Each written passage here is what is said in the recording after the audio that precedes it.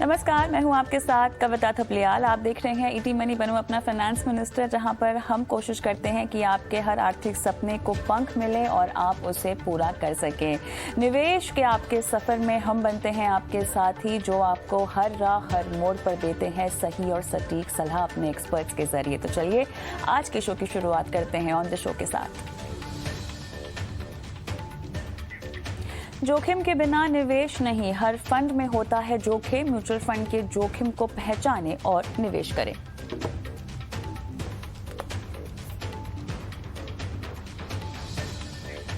Army के जवानों के लिए पेंशन प्लानिंग का अनोखा नुस्खा बताएंगे आपको आज।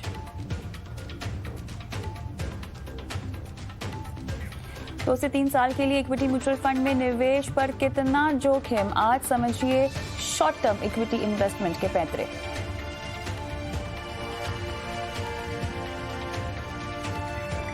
और साथ ही आपको बताएंगे कैसे बनाए एक संतुलित पोर्टफोलियो। अगर आपको कोई भी सवाल अपना पूछना है जो कि निवेश, insurance, credit card, loan, crypto currency से रिलेटेड हो, तो अपना सवाल आप ईटी मनी बनो अपना फाइनेंस मिनिस्टर के व्हाट्सएप नंबर पर भेज सकते हैं। व्हाट्सएप नंबर 9619873567 आपकी स्क्रीन पे फ्लैश हो रहा है।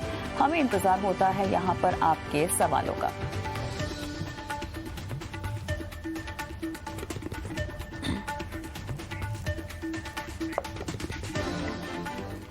म्यूचुअल फंड में निवेश करने की सलाह तो अक्सर आपको हर कोई दे ही देता होगा, लेकिन बहुत ज़रूरी बात यह है कि हर निवेश विकल्प से जुड़ा एक जोखिम होता है जो आपको समझना ज़रूरी होता है।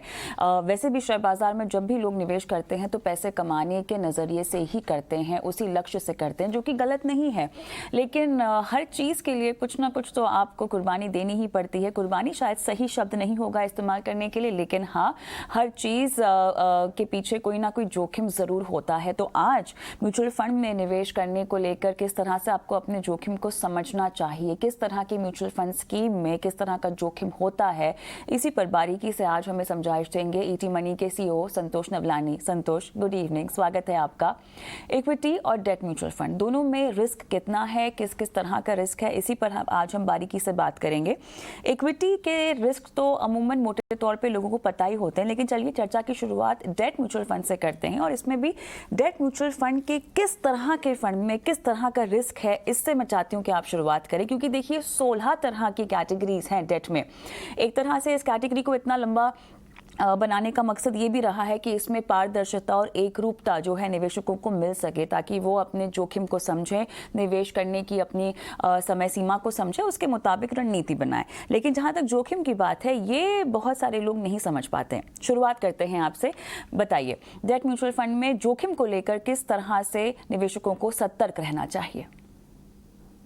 हाय कविता, जैसे कि आपने शो के बिगिनिंग में बताया कि कभी भी इन्वेस्टमेंट में आपको कुछ ना कुछ कुर्बानी देनी पड़ती है। तो कुर्बानी शायद सही वर्ड नहीं होगा, आई वुड एग्री, बट एक इन्वेस्टर को हमेशा एक ट्रेड ऑफ करना पड़ता है रिस्क और रिटर्न के बीच में।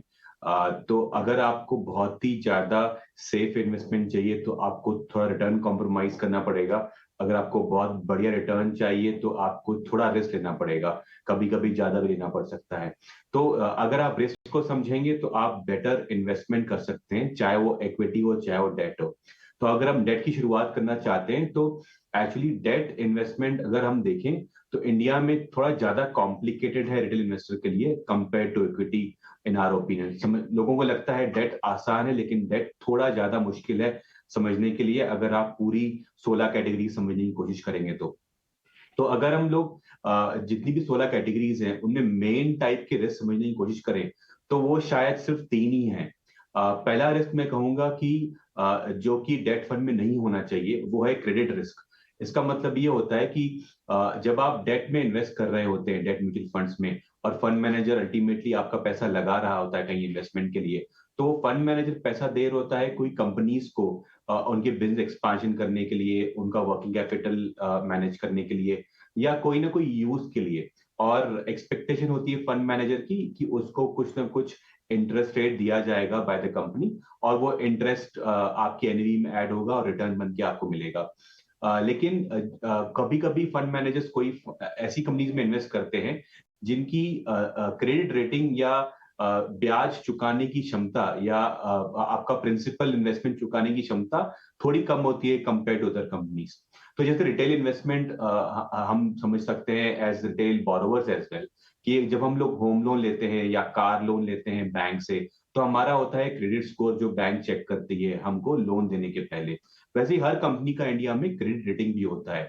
ट्रिपल रेटेड कंपनीज होती हैं जो कि बढ़िया कंपनीज हैं, ब्रांड बड़ी है, रेवेन्यू विजिबिलिटी है, उनके पास क्षमता ज्यादा है आपका प्रिंसिपल चुकाने के लिए। और वैसे ही गवर्नमेंट ऑफ इंडिया है सॉवरेन, जिसकी रेटिंग बोला जाता है कि ये बोरोवर कभी डिफॉल्ट नहीं करेगा क्योंकि वो आपको पैसा हमेशा लौटाएगा। और वैसे ही और कंपनीज भी होती हैं, double A minus, B minus, अलग अलग कैटेगरीज की कंपनीज होती हैं। जितना कम आप जितना दूर ट्रिपल ए से जाएंगे, मतलब आप क्रेडिट रिस्क लेने की कोशिश कर रहे हैं। और अगर जितना आप क्रेडिट रिस्क लेंगे आपको शायद ब्याज ज्यादा मिलेगा एज अ फंड मैनेजर। तो आप अगर सतर्क इन्वेस्टमेंट करना चाहते हैं डेट में, तो ऐसे फंड्स में इन्वेस्ट करिए जहां पे क्रेडिट रिस्क कम हो या बिल्कुल ना हो। क्योंकि अगर आप डेट में इन्वेस्ट कर रहे हैं, मतलब आप अपने पैसे को प्रोटेक्ट करना चाहते हैं और थोड़ा बहुत आप रिटर्न कमाना चाहते हैं, तो देयर इज नो पॉइंट कि आप है ना अननेसेसरी ऐसी कंपनीज में पैसा उधार दें जो शायद आपका पैसा लौटा ना पाए। बिल्कुल, लेकिन अब जैसे कि हम थोड़ा सा डेट की और निवेशकों को लेके जागरूकता बढ़ाने की कोशिश कर रहे हैं और धीरे धीरे लोग शायद डेट को समझने की भी कोशिश कर रहे हैं। जो आपने रिस्क बताए हैं उसमें से मौजूदा हालात में अगर हम इंटरेस्ट रेट रिस्क की बात करें, क्रेडिट रिस्क की बात करें, इन्फ्लेशन रिस्क की बात करें, मुख्य तौर पर अगर हम इन तीनों को देखना चाहें, मौजूदा समय में किस तरह के डेट फंड में आपको लगता है कि ये रिस्क कम है और क्यों है, और अगर निवेश की रणनीति बनानी हो तो बनाई जा सकती है? हाँ कविता, सो अगर हम सेकेंड रिस्क समझेंगे which is interest rate risk, तो इसका मतलब ये होता है कि जब आप इन्वेस्ट कर रहे होते हैं और अगर मार्केट में एक्सपेक्टेड है कि इंटरेस्ट रेट बढ़ेंगे, तो अगर आपकी जो इन्वेस्टमेंट है वो ऐसे फंड्स में जो कि लॉन्ग टर्म बॉन्ड्स खरीद रही है, तो उनकी वैल्यू कम हो जाती है मार्केट में। इसका रीजन ये है कि अगर ब्याज दर मार्केट में चल रहा था फॉर एग्जाम्पल 7%, और आपके लॉन्ग टर्म बॉन्ड्स ने 7% वाले पेपर्स लिए थे, लेकिन जब मार्केट में अगर रेपो रेट बढ़ गया और ब्याज दर मार्केट में पहुंच गए 7.5%, तो आपके जो फंड्स में बॉन्ड्स पड़े हुए हैं उनकी मार्केट में वैल्यू कम हो जाती है क्योंकि उनकी डिमांड कम हो जाती है, कोई खरीदने को तैयार नहीं होता है क्योंकि मार्केट में 7.5% का ब्याज का पेपर मिल रहा होता है। तो हर इन्वेस्टर जो नया पैसा लगाता है वो 7.5 वाला पेपर खरीदता है। उसकी वजह से जो आपके एग्जिस्टिंग बॉन्ड्स होते हैं उनको 7.5 ब्याज आने के लिए बॉन्ड वैल्यू गिर जाती है। तो जब भी मार्केट में आप इन्वेस्ट कर रहे हैं तो इंटरेस्ट रेट रिस्क ये होता है कि अगर ब्याज दर बढ़े तो आपकी बॉन्ड की प्राइसेस कम हो जाएंगी, मतलब आपकी एनएवी कम हो जाएगी। तो वैसे ही अगर इंटरेस्ट रेट घटने वाले होते हैं तो जो लॉन्ग टर्म बॉन्ड्स होते हैं उनकी वैल्यू सबसे ज्यादा बढ़ती है। वो इसलिए क्योंकि जब मार्केट में बॉन्ड 7% का चल रहा है और कल का रेट 6.5 हो गया, तो सडनली हर इन्वेस्टर 7% वाला कूपन खरीदेगा या बॉन्ड खरीदेगा और 6.5 वाले में इंटरेस्टेड नहीं होगा, तो आपकी प्राइस बढ़ जाएगी। तो इंटरेस्ट रेट रिस्क मैं नहीं कहूंगा कंप्लीटली हर मार्केट में एप्लीकेबल है। जब बढ़ते हुए इंटरेस्ट रेट है तब इंटरेस्ट रेट रिस्क है, जब घटते हुए इंटरेस्ट रेट है तो शायद आपको गेन मिलेगा। तो ये सेकंड एक अनसर्टेनिटी बोलूंगा मैं, इंस्टेड ऑफ रिस्क, ये ऊपर नीचे होता है। तीसरा आपने बताया इन्फ्लेशन रिस्क। ये ऐसा है कि आपको डेट फंड्स ऐसे सिलेक्ट करने हैं जो आपको इन्फ्लेशन बीटिंग का मौका दे। अगर आप लिक्विड फंड्स में इन्वेस्ट कर रहे हैं या ओवरनाइट फंड्स में इन्वेस्ट करें तो ये इमरजेंसी के लिए होते हैं। आप इसमें इन्फ्लेशन बीटिंग एक्सपेक्ट नहीं कर सकते। अगर आपको मिल जाए तो अच्छी बात है, लेकिन चांसेस बहुत ज्यादा है कि आपको इन्फ्लेशन बीटिंग रिटर्न नहीं मिलेगा। तो आपको ये कैटेगरी सिलेक्ट करनी है जहां पे आपका जो अर्निंग कैपेसिटी है बॉन्ड्स का in terms of interest rate वो ज्यादा होना चाहिए इन्फ्लेशन से। तो ये तीन तरीके के रिस्क हैं जो आपको समझने चाहिए before selecting any debt mutual fund category. Right, चलिए, मेरे ख्याल से मोटे तौर पे हमने डेट पर काफ़ी बात कर ली है, लेकिन इक्विटी पर बात करना चाहिए। निवेशकों को रुझान थोड़ा सा इसमें ज़्यादा होता है। इसको ना संतोष, पता क्या होता है, कई बार लोगों को इक्विटी से जुड़े हुए जोखिम भी पता होते हैं, लेकिन उसके बावजूद भी क्योंकि दूसरे को मुनाफा हुआ है तो हमको भी हो जाएगा, इस बात को ध्यान में रखते हुए या इस बात को ना समझते हुए लोग इक्विटी में अपने पैसे डाल लेते हैं, और क्योंकि समझ नहीं होती है अपने हाथ जला भी लेते हैं। मोटे तौर पर क्या क्या जोखिम होते हैं इक्विटी म्यूचुअल फंड में निवेश करने के? तमाम अलग अलग तरह की कैटेगरीज हैं, एक एक कैटेगरीज वाइज बताइए। श्योर। सो सबसे पहले तो आप जब इक्विटी में इन्वेस्ट कर रहे हैं कविता, तो इम्पोर्टेंट एस्पेक्ट ये कि मार्केट एक वोलेटाइल एटमॉस्फियर है। आपको हमेशा ओपन रहना पड़ेगा कि जब आपने पैसा लगाया इक्विटी म्यूचुअल फंड्स में, तो उतार चढ़ाव एक रोज की बात होती है और होगी और हमेशा रहेगी। तो आपको सबसे पहले समझना है कि आप कितना वोलेटिलिटी झेल कर सकते हैं, लेकिन मतलब ये कि कितना अप एंड डाउन अपनी वैल्यू में आप रोज देख सकते हैं। जब आपकी वैल्यू बढ़ जाए तो आपको बहुत खुशी होगी, लेकिन वैल्यू गिर जाए तो बहुत दुख होगा।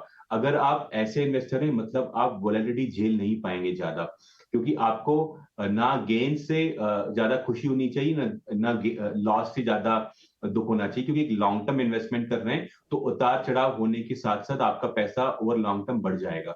लेकिन ये अगर वोलेटिलिटी रिस्क आप नहीं समझते, तो आपको इन्वेस्टमेंट इक्विटी में दूर रहना चाहिए, या फिर ऐसे कैटेगरीज करनी चाहिए जो कम वोलेटाइल हो। लार्ज कैप म्यूचुअल फंड्स अधिकतर कम वोलेटाइल होते हैं compare to mid and small cap funds. Flexi cap funds कम वोलेटाइल रहेंगे compare to small cap funds. तो आप ऐसी जगह इन्वेस्ट करिए जहां वोलेटिलिटी कम है, अगर आप ऐसे इन्वेस्टर हैं जो कि रिस्क को नहीं लेना चाहते मार्केट वाले। सेकेंड रिस्क होता है सेक्टर का रिस्क। बहुत सारे इन्वेस्टर, जैसे आपने बताया कि किसी और ने पैसा बना दिया, तो वो लोग भी उसी सेक्टर में इन्वेस्ट करते हैं, जबकि शायद टाइम निकल चुका होगा वो इन्वेस्टमेंट करने का। तो जैसे कि हमने देखा 2021 में बहुत लोगों ने डिजिटल इंडिया फंड खरीदे, जो कि आईटी सेक्टर फंड्स हैं, या फिर न्यू सेक्टर जो कंपनीज हैं, जो स्टार्टअप्स हम लोग यूज करते हैं, उनके प्रोडक्ट्स में इन्वेस्ट किया हुआ फंड था। तो ऐसे फंड्स ने बहुत अच्छा रिटर्न 2021 की स्टार्टिंग में दिया, लेकिन ऑलमोस्ट 30-40% की गिरावट आई इन फंड्स में इन सेकेंड हाफ ऑफ 2021 और अभी तक। तो ऐसे समझना चाहिए हम लोगों को कि आप जो सेक्टर एक्सपोजर ले रहे हो, तो इसमें कॉन्सेंट्रेशन रिस्क आ जाता है। इसका मतलब ये है कि आपके पूरे पैसे एक ही जगह लगे पड़े हैं, एक ही सिमिलर स्ट्रैटेजी या सिमिलर सेक्टर में लगे हुए हैं, जिसका अगर एक उतार चढ़ाव झटका बहुत जोर से आया, तो आपका पैसा बहुत नीचे गिर सकता है। तो आप कॉन्सेंट्रेशन रिस्क से दूर रहिए bye avoiding putting all money, पूरा पैसा एक सेक्टर में लगाने से दूर रहें।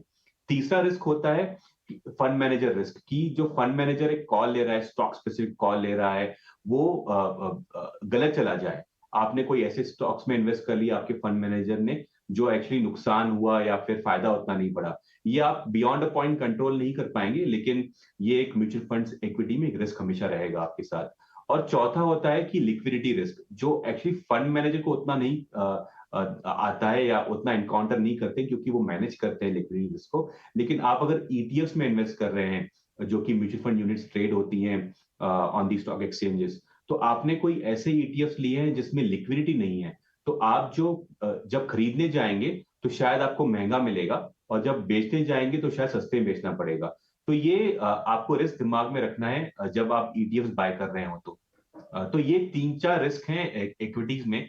इसका मतलब ये नहीं कि रिस्क हो तो आप इन्वेस्ट नहीं करें, आप रिस्क को समझिए, कौन सा रिस्क आपके लिए सुटेबल है, कौन सा रिस्क आपको नहीं लेना चाहिए। ये एक इंपॉर्टेंट एस्पेक्ट है इन्वेस्टमेंट प्लानिंग का।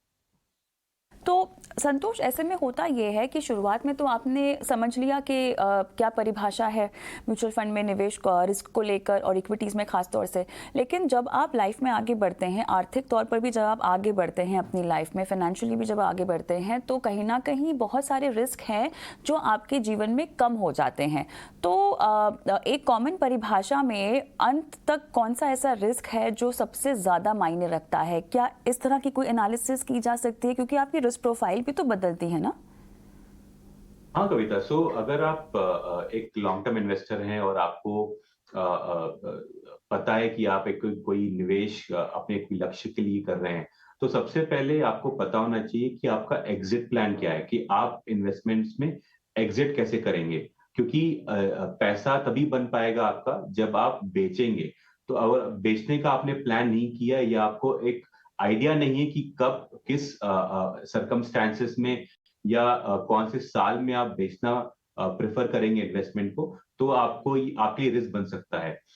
तो अगर मैं इसको थोड़ा फाइनेंशियल प्लानिंग तरीके से देखूं, तो जब भी आप इन्वेस्टमेंट कर रहे हैं कोई गोल के लिए, तो अगर आपका 10 साल का गोल है, तो आप ऐसे प्लान करिए कि जैसे जैसे आप गोल के आस पास आना शुरू होंगे, मतलब 7वें साल, 8वें साल, 9वें साल और 10वें साल, फाइनली आपके पोर्टफोलियो में रिस्क कम होते जाना चाहिए। चाहे ये कोई एग्रेसिव इन्वेस्टर हो या कंजर्वेटिव इन्वेस्टर हो, सबके लिए एप्लीकेबल है।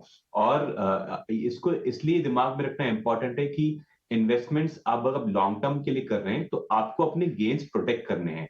क्योंकि मार्केट की जो वोलेटिलिटी होती है, जो अप्स एंड डाउन्स होते हैं, वो आपके गेन्स को पूरे खा सकते हैं। जैसे कि हमने देखा 2021 में अक्टूबर नवंबर के आसपास मार्केट ऑलमोस्ट 18,500 निफ्टी गया था, और अभी तक वो लेवल वापस नहीं आई है। हम 9 महीने क्रॉस कर चुके हैं उस टाइम को, शायद 10 महीने क्रॉस कर चुके हैं आज, फिर भी वो लेवल अभी तक नहीं आई है। तो ये अगर आप ऐसे इन्वेस्टर थे जिसको 2022 में या 2023 में इन्वेस्टमेंट निकालने का प्लान करना था, और आपने देखा नहीं कि मार्केट लेवल ऊपर है, तो आपको प्रॉफिट्स बुक करने चाहिए थे, या अपने पोर्टफोलियो को रीबैलेंस करना चाहिए था कि इक्विटी कंपोनेंट कम हो जाए।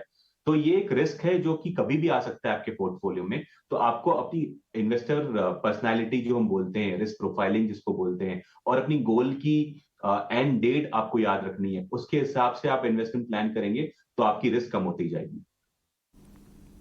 ऑलराइट, तो यहाँ पर किस तरह से आपको समझना चाहिए जोखिम को जब आप म्यूचुअल फंड स्कीम्स में निवेश कर रहे हो, भले इक्विटी हो और डेट हो, इसकी पूरी समझाइश संतोष आपने दी है। बहुत बहुत धन्यवाद समय निकाल कर तमाम बारीकियां दर्शकों को समझाने के लिए।